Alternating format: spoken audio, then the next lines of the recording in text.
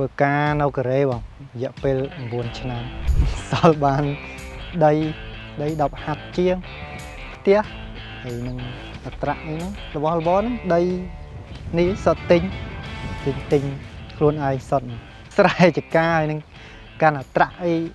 ស៊ីឈ្នួលគេតិចតួចអញ្ចឹងទៅ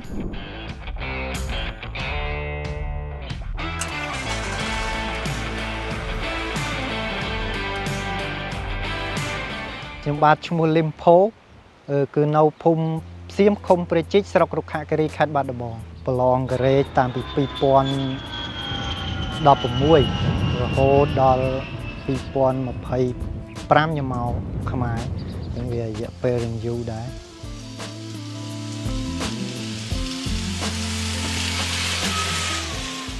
ការងារនៅកូរ៉េខ្ញុំធ្វើច្រើនមកធ្វើឧស្សាហកម្មកសិកម្មក៏ធ្លាប់ធ្វើសំណង់ក៏ធ្លាប់ធ្វើខ្ញុំធ្វើផ្លូវរថភ្លើងក្រោមដីអានោះរៀងបានថ្លៃខ្ញុំធ្លាប់ធ្វើបានមួយខែដល់6000នេះដែរអានោះបានតែ5ខែទេបងដល់ពេលវាថេភាគច្រើន2000ជាង2000ជាងអានោះថេបានប៉ុណ្ណឹងរហូតបាទ9ឆ្នាំនៅកូរ៉េបាទសល់បានអីខ្លះសល់បានដី10ហាត់ជាងផ្ទះ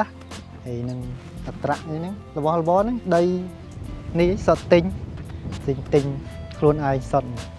បាទហើយយើងជួយគ្រួសារបាន2ឆ្នាំជាងព្រោះយើងទៅមកបានទៅមួយឆ្នាំចាប់ដើមជីវភាពយើងវាតាមស្រែចកាហើយនឹងកាន់អត្រាក់អីស៊ីឈ្នួលគេតិចតួចអញ្ចឹងទៅត្រាក់2គ្រឿងរបស់ប្អូនកាន់មួយខ្ញុំខ្លួនឯងចនឌីនិយាយរួមប្រើចូល3គ្រឿងយើងវាយដូរយ៉ាងនេះវាកម្លាំងខ្លាំងប្រើទៅរហ័សទាន់ចិត្តនិយាយរួមឈូសអីកម្លាំងនិយាយរួមកម្លាំងវាបានមួយសេតបងនិយាយរួមកើសដលងពួនរងឈូសព្យួរហើយមួយច្បើងមានមួយសេតបងជីវភាពវាថាយើងវាស្រួលនិយាយរួមមកស្រួលមកអាចចាំគ្រួសារអាចទប់ទួលបានដល់សប្តាហ៍ថ្ងៃហ្នឹងបើមានលុយអាចនឹងចង់ចាំជ្រូកថែមបើជាឆ្នាំក្រោយទៀតព្រោះយើងនៅកូរ៉េយើងបានប្រាក់ខែច្រើនមកប៉ុន្តែវាដូចខ្វះភាពកក់ក្ដៅយើងឆ្ងាយពីគ្រួសារហើយអញ្ចឹងត្រូវការនឹកអី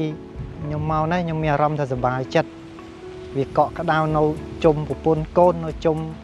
ម៉ែពុកមានអារម្មណ៍កក់ក្ដៅខ្លាំង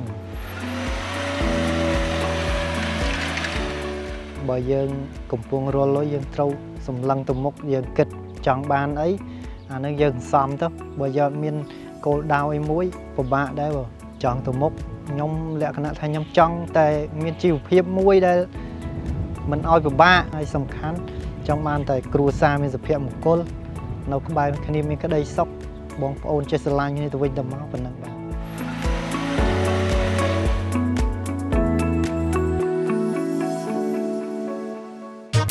ជំនឿធ្វើការងារបានតែដីតឹងដីគោកដីរឹងខែប្រាំងខែភាសាធ្វើចំការក៏បានរហ័សទាន់ចិត្តបងប្អូនចនឌីត្រាក់ទ័រខ្លាំងរឹងមាំដៃគូជីវិតដ៏អស្ចារ្យរបស់កសិករខ្មែរមកពីអាមេរិក